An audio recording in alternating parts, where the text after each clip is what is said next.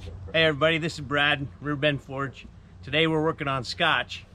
He's a heel horse. He works pretty hard. They use him 3 times a week. And he's a pretty good little rope horse. He's had some issues. We started on him 2 years ago. His pasterns turn in, so he's a little pigeon-toed, if you will. More so on the left front than the right front. And then he has the option of a little bit of the same on the right, but not as bad. And the foot's a little narrow on the left front, a little wider on the right front. So we're going to try to continue to help him stay balanced and keep up on the cowboy making some money. So let's start on Scotch.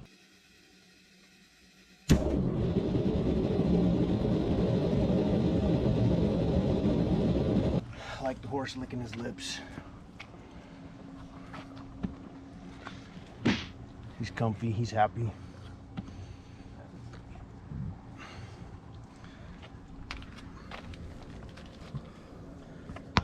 See that overlap of steel on the outside. And we got some support. As we go along, his feet have started to become closer in alignment as he stands in his stance. So now, when we do the other foot, that right front, it'll move forward after we trim it. It's the coolest thing ever, but he'll have lined up feet again after we get him trimmed up. Y'all might notice my tools are old. That's because I'm old. Had that pair of diamond pull-offs for 20 years. So if you take care of your tools, they'll last.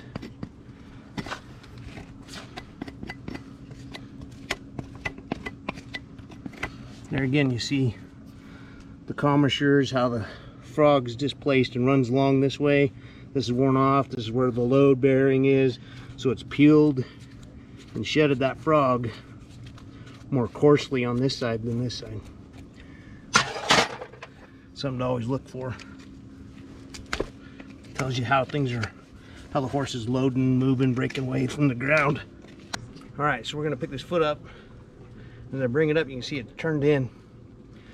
From right here, it dives and comes in. If you start down here at the knee, it comes down, then it deviates and goes to the middle of the horse's body. And as you bring it forward, it's more present.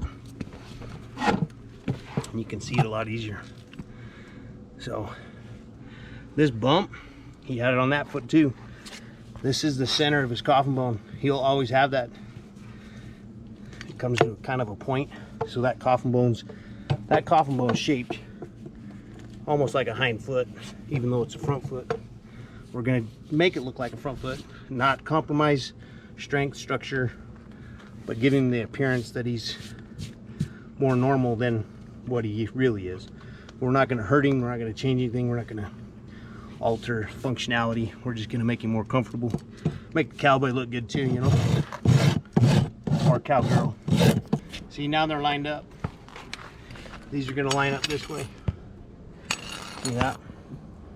As he keeps shifting his body weight around, realigning his skeleton, these will line up across this way.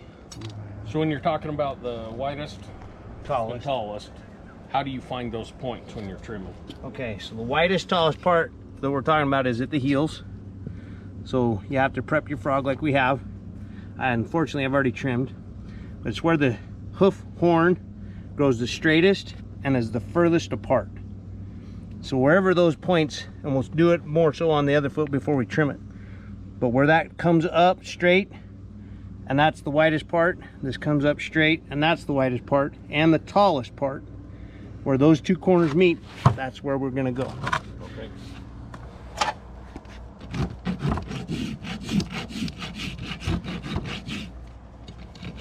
Is that Closer.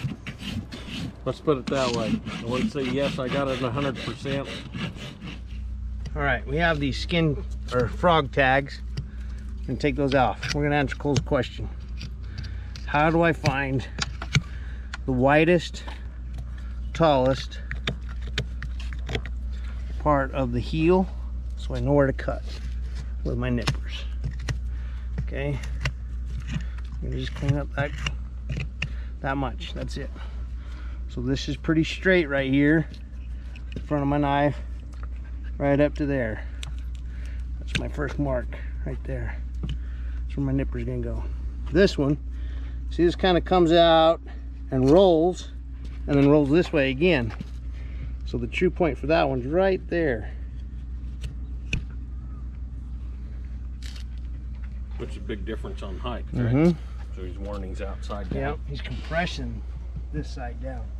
I grew the same amount, it just compressed it this way into the hairline.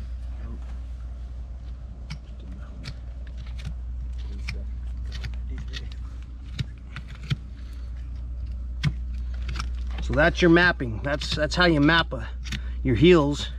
Now I've shed or knifed out the scaly dead, and I'm starting into live tissue right here.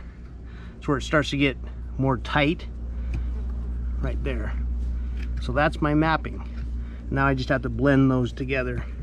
All right, we've been working on Scotch. We're here towards the end.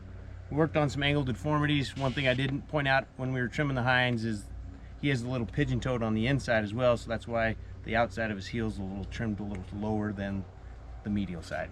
So we're gonna clinch, finish, and we'll see you in the fire.